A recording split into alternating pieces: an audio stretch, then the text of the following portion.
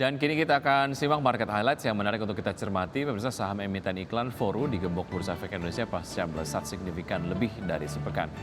Kemudian sejumlah emiten perbankan seperti BBRI dan BBNI akan dijadwalkan RUPS pada awal Maret 2024. Agenda ekonomi pemirsa dari Asia di Korea, libur hari kemerdekaan Korea Selatan, kemudian juga dari Indonesia ada data inflasi Indonesia secara month-on-month di bulan Februari. Dari China ada data soal PMI manufaktur China di bulan Februari dan juga dari Jepang ada PMI manufaktur Jepang di bulan Februari. Dan masih dari Jepang ada data soal tingkat pengangguran Jepang di bulan Januari dan dari Korea Selatan ada data soal neraca perdagangan Korea Selatan di bulan Februari.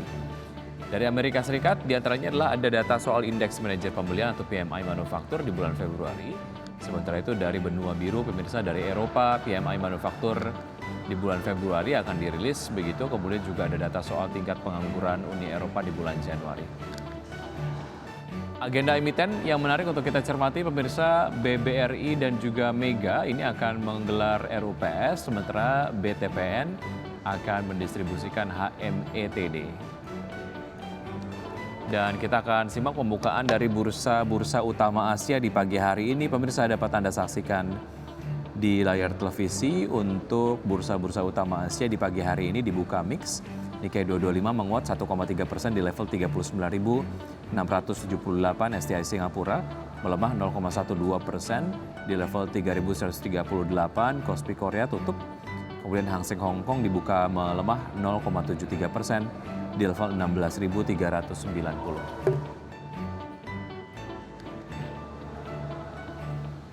Dan untuk berbincang pagi hari ini di Market Buzz kami sudah terhubung dengan Bapak Arya Santoso, beliau adalah Presiden Director CSA Institute. Selamat pagi Pak Arya.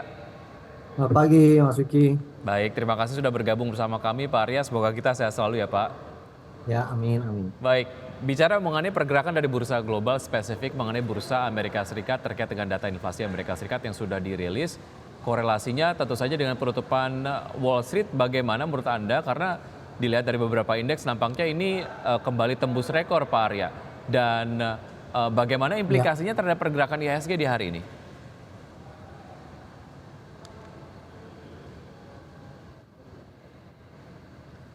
Halo Pak Arya. Kita perhatikan memang sentimen keadaan.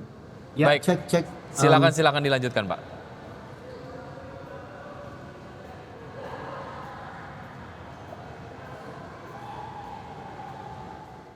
Ya, halo Pak Arya. Ya, suaranya sudah cukup. Dari akan menurunkan suku bunga mengikuti perkembangan inflasi ya, walaupun beberapa pendapat mengatakan bahwa kemungkinan akan tetap mempertahankan suku bunga ya, kelihatannya secara bertahap The Fed akan merespon juga menurunkan suku bunganya gitu. Jadi targetnya juga saat ini kita lihat cukup terkendali ya di kisaran 3% inflasinya, dan respon pasar cukup baik menerima data ini. Baik, artinya memang ada possibility dari The Fed sendiri akan menurunkan tingkat suku bunga acuannya terkait dengan data inflasi yang disampaikan positif begitu ya. Baik. Ya, dan IHSG kelihatan juga akan optimis ya pagi ini, dan akan ada arah pergerakan kembali menguji ke level 7.400 gitu. Dengan juga kita lihat kan kita juga sekarang earning season, kemungkinan ada pembagian dividen dari beberapa emiten-emiten yang bobotnya cukup besar terhadap indeks. Baik, selama bulan Februari IHSG sendiri sudah menguat lebih dari 2%, tapi kemudian di penutupan perdagangan kemarin ditutup di zona merah begitu ya. Bagaimana Anda melihat pola pelemahan ini? Apakah ini kemudian hanya pelemahan sementara karena dinilai sudah mulai overbought begitu, tapi masih melihat ada potensi penguatan karena mungkin disokong oleh berbagai macam data-data positif yang Anda tadi sampaikan sedikit Pak Arya.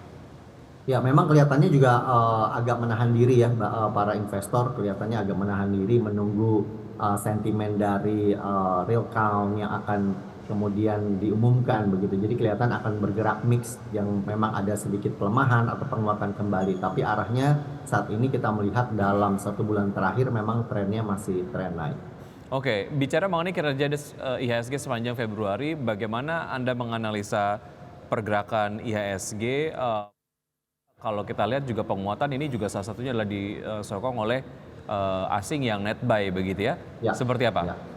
Ya, kita memperhatikan memang sepertinya dianggap di level kisaran 7.370 itu adalah merupakan satu level yang udah agak ketinggian gitu ya. Jadi oleh karena itu di dekat-dekat level 7.370 kemudian para investor juga menahan diri atau melakukan rebalancing terhadap portfolionya yang sudah naik cukup signifikan ya. Itu dikurangi dan kemudian itu membuat ada tekanan juga ke market. Jadi oleh karena itu selama bulan Februari kelihatannya konsolidasi itu bergerak di kisaran 7370 sampai ke titik kisaran 7250 di range itu ya. Kelihatannya masih akan terjadi konsolidasi juga di bulan Maret. Baik, walaupun memang secara kumulatif IHSG kemudian mencatatkan penguatan lebih dari 2%, ini juga didukung oleh ASI yang mencatatkan net buy begitu. Tapi kalau kita lihat secara mingguan kecenderungan net sell asing sepekan 3 triliun rupiah di pasar reguler. Sebetulnya ini mengindikasikan apa Pak Arya? Apakah hanya kemudian Anda tadi sampaikan investor hanya lebih menahan diri atau ada concern lain sebetulnya dari point of view investor global? Ya, kita memperhatikan juga bahwa investor asing itu tetap stay di market di Indonesia ya. Kita memperhatikan bahwa kepemilikan dari portion perusahaan, jadi floating saham yang ada di market itu lebih besar kepemilikannya di asing ya, yang floating ya. Jadi misal contoh di bank-bank besar seperti di BRI, di Bank Mandiri, kita perhatikan bahwa memang 50% lebih ada di pemerintah, tapi sisanya itu 75%, di kisaran 75% sampai 80% itu masih di investor asing. Walaupun secara net sell atau net buy harian bisa silih berganti ya, harian atau mingguan bisa silih berganti net buy atau net sell gitu. Jadi boleh dikatakan trading entry exitnya itu lebih ke balancing portfolio secara jangka pendek atau jangka menengah. Tapi jangka panjang para investor asing pun masih tetap stay di market Indonesia karena selalu bagi dividen, selalu perusahaannya untung dari tahun ke tahun, maka kita melihat belum ada outflow secara besar-besaran. Oke, artinya belum terlalu mengkhawatirkan begitu ya, karena betul. Kalau dilihat dari berbagai macam indikator, banyak kemudian alasan-alasan mengapa kemudian investor asing tetap menahan dananya di pasar modal di Indonesia. Baik, Anda tadi sempat menyinggung sedikit terkait dengan proyeksi pergerakan IHSG di awal Maret. Proyeksinya akan seperti apa dan apa yang kemudian bisa dilakukan oleh investor terkait dengan beberapa isu tadi yang kita bahas. Rekomendasinya apa, Pak Arya? Ya, kita tetap merekomendasikan bahwa bisa tetap membeli perusahaan-perusahaan yang bagus. Jadi bisa buy on weakness ya. Kita memperhatikan apalagi di earning season itu ada sentimen pembagian dividen, kemudian pada saat pengumuman perusahaan pada saat RUPS akan pembagian dividen itu merupakan satu sentimen yang juga akan cukup baik di bulan Maret ini. Jadi kita rekomendasikan bisa buy on weakness untuk perusahaan-perusahaan yang mengumumkan akan pembagian dividen. Itu akan menjadi suatu dorongan atau kemungkinan sentimen yang memberikan upside kepada emiten-emiten yang di earning season ini membagikan dividen. Baik, oke. Itu yang kemudian juga nampaknya ditunggu-tunggu oleh investor begitu ya. Baik, Pak Arya, semakin banyak kita akan lanjutkan usaha jeda berikut ini dan pemirsa tetap bersama kami akan segera kembali. Terima kasih Anda masih bergabung bersama kami, pemirsa, dan saya masih berbincang dengan Bapak Arya Santoso, Presiden Direktur CSI Institute. Kita lanjutkan perbincangan, Pak Arya. Sejumlah emiten perbankan diagendakan melakukan RUPS di awal Maret ini seperti BBRI dan juga BBNI. Bagaimana analisis Anda dan sejauh mana ini kemudian dapat menjadi sebuah pertanda lah ya bahwa kedua emiten perbankan ini mungkin akan membagikan dividen. Penjelasan lebih lengkap lah ya, seperti yang tadi sudah sempat dibahas ataupun disinggung sedikit di segmen sebelumnya. Silakan Pak Arya. Ya, memang boleh dikatakan yang menarik itu adalah probability yang hampir pasti ya untuk membagikan dividen, karena kita melihat kecenderungan setiap tahun itu keuntungannya dibagikan. Cuma kita perhatikan memang Bank BRI interimnya sudah di Januari ya, kemungkinan akan membagikan lagi sekitar Rp253. Jadi yieldnya kira-kira terhadap harga sekarang itu di kisaran 4%. Itu yang kita bisa perhatikan. Jadi sudah kita perhatikan bahwa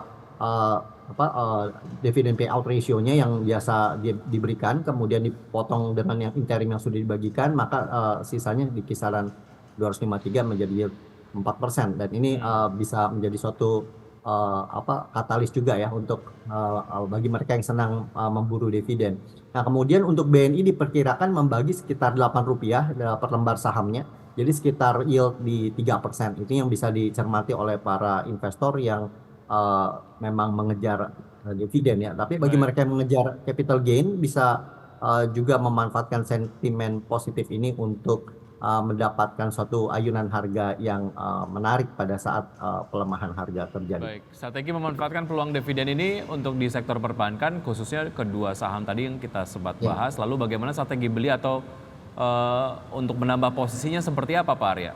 Nah, untuk para investor itu nggak usah terlalu terburu-buru atau takut ketinggalan ya. Jadi caranya adalah nanti bisa misalnya pada saat RUPS diumumkan memang diputuskan untuk membagi dividen, nanti kita lihat finalnya seperti apa. Tadi kan masih perkiraannya, asumsi ataupun forecast yang kita lakukan.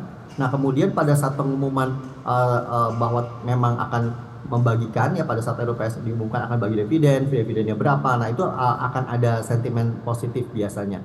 Nah, oleh Baik, karena itu masih sempat membeli pada saat pengumuman RUPS itu. ya itu adalah rekomendasi strategi investasi untuk kedua saham perbankan tadi begitu ya.